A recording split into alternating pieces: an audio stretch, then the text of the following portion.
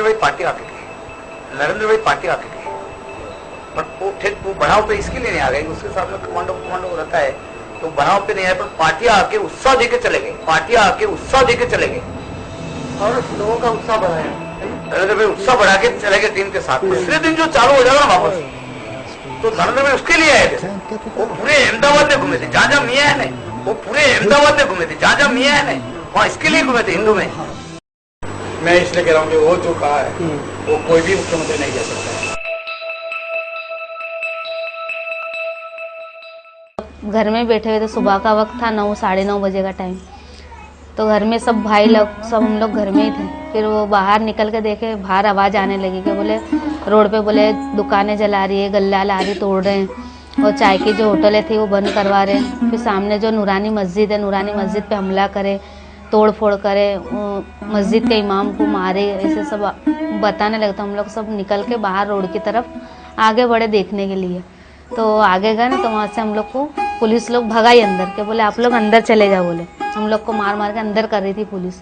फिर देखे ना हम लोग तो नटराज की तरफ से टोला आ रहा था और इधर उदय गैस कंपनी है जो गैस की, वहाँ से टोला आ रहा था SRP की तरफ से।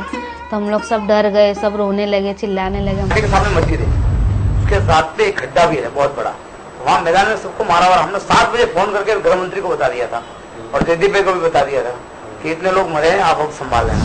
नरोड़ा जवाहरनगर से कुछ 400 मीटर दूर गंगोत्री गोपीनाथ के पार करके यहाँ एक कुआं है।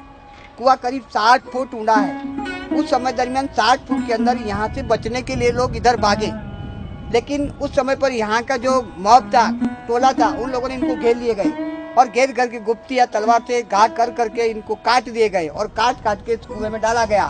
इसके ऊपर पेट्रोल छाटा गया।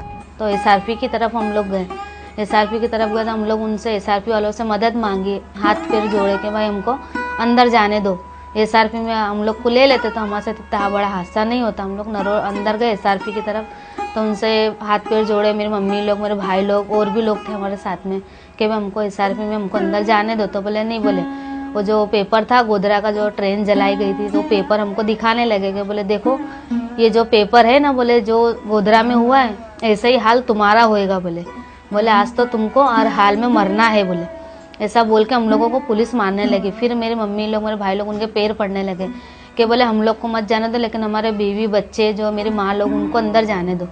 तो भी उन लोगों ने क्या करे, हम लोग को मारे, मेरी मम्मी को मारे, हम लोगों को मारे, वहाँ से हमको भगा दिए कि बोले हमको तो बोले 48 घंटे का बोले हमको टाइम है, 48 घंटे के अंदर बोले हमको ऐसा ऊपर से ऑर्डर आया है कि जितने को तुम मार सकते, जला सकते, काट सकते, बोले तुम कर लो, 48 घंटे का टाइम है हमारे पास। और बोले जो गोधरा में हुआ ना ऐसे ही हाल तुम्हारा होएगा, ऐसे बोल बोल के हमको मारने लगे। वो कंपाउंड SRP के कंपाउंड में घुसे, जो SRP के पुलिस वाले थे वो भगा रहे। जब जिस दिन गोधरा हो उस बार उस समय नरेंद्र भाई को क्या प्रतिक्रिया दी? ये मैं नहीं बता सकता हूँ, क्योंकि लेकिन फेवरेबल थी, इतना कह सकता हूँ, क्योंकि ये हमारी आपस की उस समय की मिलाप थी। कुछ तो बताइए नरेंद्र भाई, नहीं क्या उनका क्या उनका फेवरेबल, हाँ। लेकिन हम ये क्योंकि स्टेटमेंट हम नहीं कर सकते। जो उन्होंने किया है ना वो शायद किसी मुख्यमंत्री ने नहीं किया होगा। मैं कहीं इसको कोट नहीं करूंगा, मैं वैसे भी आपको कोट नहीं करूंगा कहीं किसी किताब में। तो उन्होंने जो 3 दिन का मोहलत दिया था, हाँ। जो भी करना चाहो कर लो, 3 दिन के बाद में बंद कर दूंगा, ये उन्होंने खुलेआम कहा था। और 3 दिन के बाद बोला कि आप बंद कर दो और सारा बंद हो गया, 3 दिन के बाद। 3 के दिन में आर्मी भी आ गई, सब कुछ आ गई। 3 दिन का मोहलत दिया था, 3 दिन में जो कुछ करना करो, कहा उन्होंने। यस, मैं इसलिए कह रहा हूँ कि वो जो कहा है वो कोई भी मुख्यमंत्री नहीं कह सकता। आपसे बात हुई थी उनकी? मैं बता रहा हूँ कि हम सब वो मीटिंग में थे। तो ऐसे भागम भागे में हम लोग बिछड़ गए, यानी बहुत पब्लिक थी वहाँ से, यानी जो गंगोत्री के नाके पे मेरे बहन के गली के नाके से हम लोग निकले ना, वहाँ से मेरा परिवार वाला बिछड़ गए। मैं, मेरे बच्चे, मेरे आदमी भी मेरे साथ नहीं थे, खाली 2 बच्चे मेरे साथ में थे, वो मेरी बहन थी, हम लोग उधर से बिछड़ गए। और मेरी मम्मी लोग, मेरे भाभी है, मेरे भाई लोग, इन लोग सब आगे बढ़ गए। तो हम लोगों ने चिल्लाए भी उनको कि अम्मी उधर मत जाओ, उधर भी टोला हमको दिख रहा है, मत जाओ उधर। पर मेरी मम्मी यूँ सोचे कि हम लोग वहाँ जाने से हम लोग बच जाएंगे, वो बोला है हमको कि हम तुमको बचाएंगे, तो उस हिसाब से मेरी मम्मी लोग आगे बढ़ गए।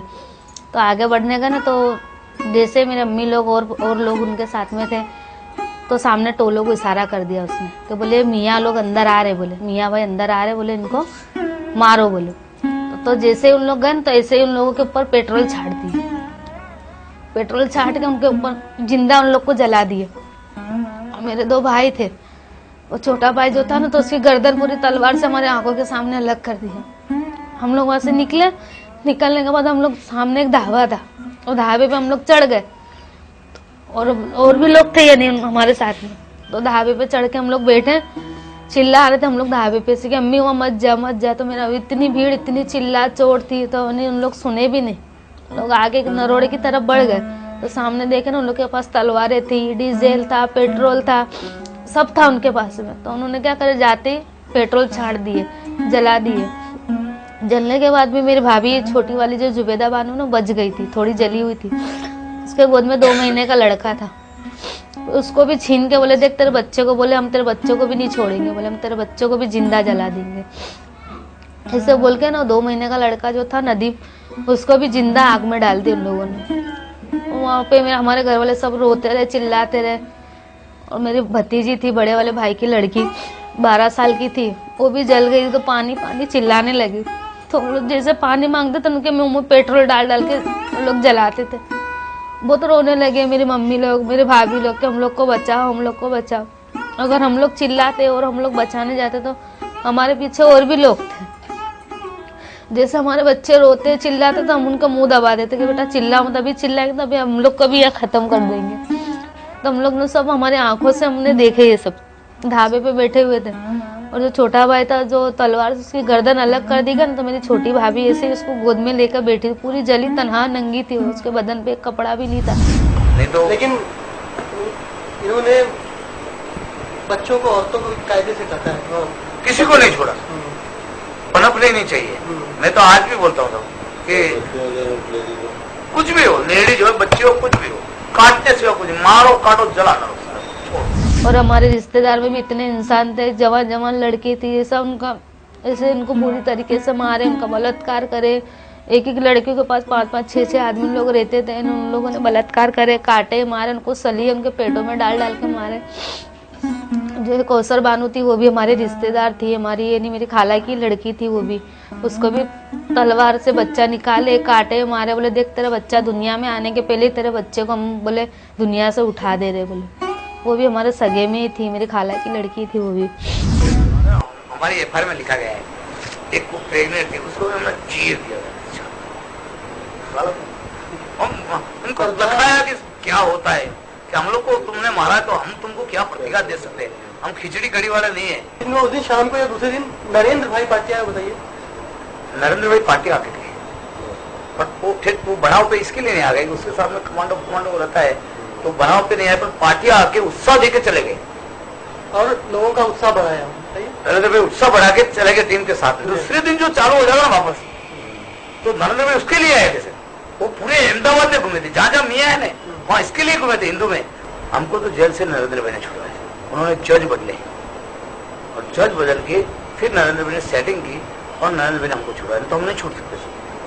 पहला जज आया था धोड़किया जी था, उन्होंने बोला कि बाबू भाई बजेंगे तो फांसी होनी चाहिए 4-5 बार, एक बार नहीं, और फाइल फेंक दी सब। फिर दूसरा आया तो दूसरा ने हमारा को यही बताया कि नहीं इनको फांसी होनी चाहिए। फिर तीसरा ने 1.5 साढ़े 4 महीना हो गए। फिर नरेंद्र भाई ने हमारे को संदेशा भेजा कि ठहर जाओ, मैं अभी सेटिंग करता हूँ, अभी टाइम निकल गया है। फिर उन्होंने अक्षय मेहता करके जज को भेजा, जज ने फाइल नहीं कुछ नहीं, बोले जा ग्रांटेड, सब जेल खाली कर दी, बाहर आ गए हम लोग। तो वो ये काम हम तो भगवान इसके लिए मानते कि इनके काम के लिए आज हमको बोले, हिंदुत्व के लिए हम मरने दिया है। इतना सब हमारे साथ हुआ है, अब 10 साल हो गए धमाल को, लेकिन आज तक हमको इंसाफ नहीं मिला। हम लोग इंसाफ की लड़ाई लड़ रहे हैं, बस हम यही चाहते हैं कि हमको इंसाफ मिले, कुछ नहीं है। लेकिन अब 2002 के बाद हमको अब जैसे जीने की उम्मीद ही हमारी नहीं है। जैसे हम तो ये सोचते कि हमारा इतना हरा भरा घर था, हमारा परिवार था, 2 ही भाई थे हमारे, दोनों भाई खत्म हो गए। और उसके बाद है ना मेरी मम्मी की लाश भी हमको 4 महीने के बाद मिली सिविल में से। जो छोटे भाई का लड़का था वो और मेरी मम्मी मेरी भाभी की 4 महीने के बाद हमको लाश मिली। तो गंज से कब्रिस्तान में हम लोगों ने फिर वहाँ ले गए उनको दफनाए। हम तो ये चाहते जैसा हमारे साथ हुआ ऐसा किसी के साथ ना हो, जो हमारे साथ हुआ हमको इंसाफ मिले और जब हमारे मरे उनको सुकून शांति मिले।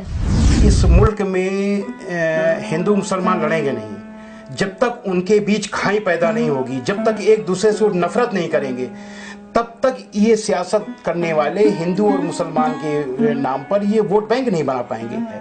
आज जो भी इस मुल्क में आपको टेररिज्म दिखाई दे रहा है वो इन्हीं नेताओं की काली करतूत है। इससे हिंदू मुसलमान का कोई लेना देना नहीं, ये तो हिंदू मुसलमान को फंसाते हैं बदनाम करने के लिए। ये इन लोगों की मिली भगत है कि एक दूसरे का डर दिखाओ और वोट बैंक बनाओ। अगर ये हिंदू और मुसलमानों में एकता स्थापित हो जाए तो इनका वोट बैंक खत्म हो जाएगा।